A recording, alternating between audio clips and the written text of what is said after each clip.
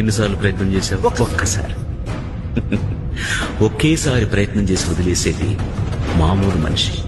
కానీ నువ్వేదైనా అసాధ్యమైంది సాధించాలంటే ఇది నేను చేసి తీరుతానంటూ ఒక ఏకాగ్రత, ఒక పట్టుదలతో మళ్ళీ మళ్ళీ మళ్ళీ మళ్ళీ ప్రయత్నం చేయాలి. అప్పుడు ఏదో ఒక రోజు నువ్వు విజయం సాధిస్తావు.